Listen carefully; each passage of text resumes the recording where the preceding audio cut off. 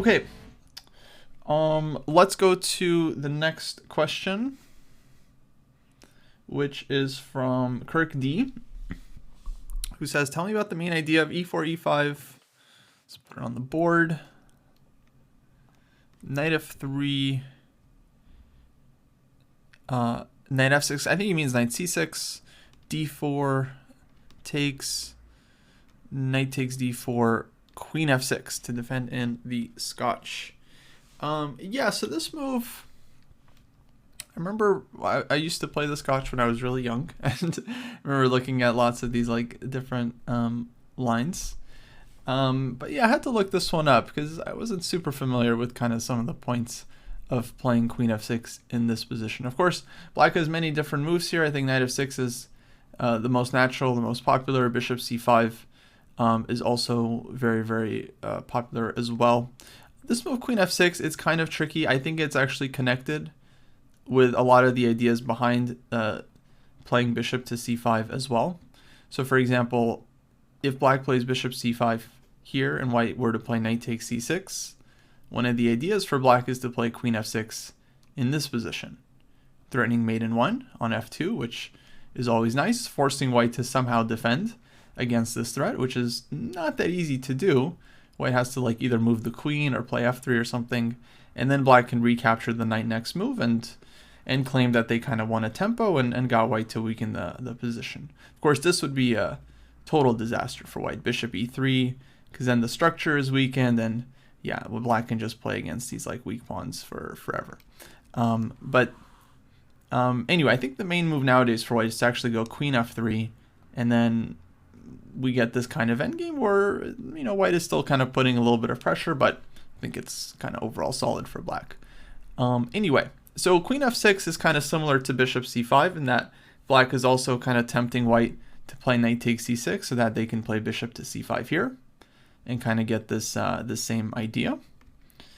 The other thing is that black, with both of these moves, is trying to get white to play the move c3, because then this is taking away the very active square from the knight on b1. And then the queen on f6 actually feels a lot safer if the knight can't go to c3 and hit us with like knight d5 and stuff like that. So this is kind of the secondary idea, I believe, behind queen f6. In fact, like one of the main ways white can respond, I mean, I think the most natural move here for white is to just play knight to b3. But of course, there are other options as well. Knight f3 is pretty popular too, just putting the knight here. And then it's very interesting, and I think very crucial, that from black's point of view, the main move in the position is actually to go bishop to b4 check, which feels like kind of a beginner's move, because we're just allowing white to get a free tempo with c3. But then the point is, after bishop to c5, and a lot of players play like this, like some really, really strong players, black is now, again, taken away the c3 square from white's knight. And here I think, okay, black gets a reasonable position, like the knight will develop to e7, black will castle, queen can go to like g6 at some point, d6. All the pieces come out, maybe black can play for f5 one day, and yeah, seems like a reasonable position. Although my personal feeling on all these lines in the Scotch is that I never really love them from black's point of view. Like this line is always very popular, bishop c5, bishop e3, and then queen f6 here, inducing the move c3 once again. And playing for these lines. So this was really, really popular back in the day, and I mean, I think it's considered fine for black, but I never quite trusted it. I just always felt like the queen on f6 was going to be kind of a target one day, and yeah, to me, never looked fully healthy, although objectively, I believe it's fully playable. So this is kind of similar. In fact, if queen f6, if white goes bishop e3, then I don't think black is anything better than just bishop c5, c3, and transposing back into this line. So in essence, the move queen f6 and bishop c5, these two moves, are actually pretty similar, and a lot of times they're just transposing mainly into, I would say, this line is kind of the more well-known move order. So queen f6 is just kind of another way of getting to this position, essentially, except a little bit differently. But yeah, essentially very, very similar. So if you're happy to play this position, this structure, then by all means it's perfectly reasonable. But if you're looking for like an alternative to the very popular bishop c5, then then queen f6 is like not a great choice, because in many lines black has nothing better than to just transpose back. And then I would suggest like knight f6 here, which of course allows white to go for this kind of very aggressive line. And not a lot of players, I think, or I should say not a ton of players enjoy playing this one as black. Although objectively, I think black is totally fine here. Like the classic line is to go queen e7 to pin the pawn. White goes queen e2, and now both queens are misplaced. But black's argument is that it's a little bit easier for them to like get this bishop out and target the e pawn, and the knight now has a nice square on d5.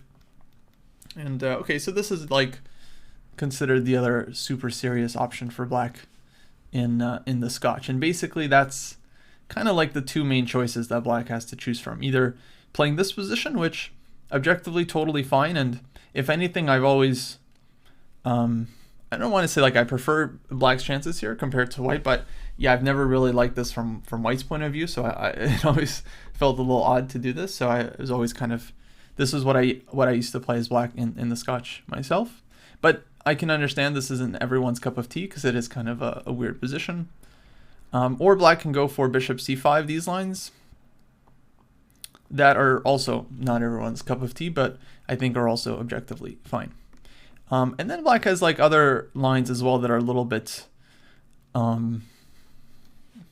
let's say like offbeat. Like I think bishop b4 check is a move here as well, with the idea as before of like inducing this move c3 and then pulling the bishop back. But I don't know. I mean, there's, yeah, a lot of these weird ideas. One thing I should note is that one advantage of this move, queen f6, is that it does kind of avoid the line bishop c5, knight b3, which is pretty popular. This is actually one of the main ways that white can also fight against this line, is to play knight b3, knight c3, and then white looks to often play like very aggressively here, actually, with like queen e2, and like if knight f6, then bishop g5, or queen e2 first, and bishop g5, followed by queenside castling.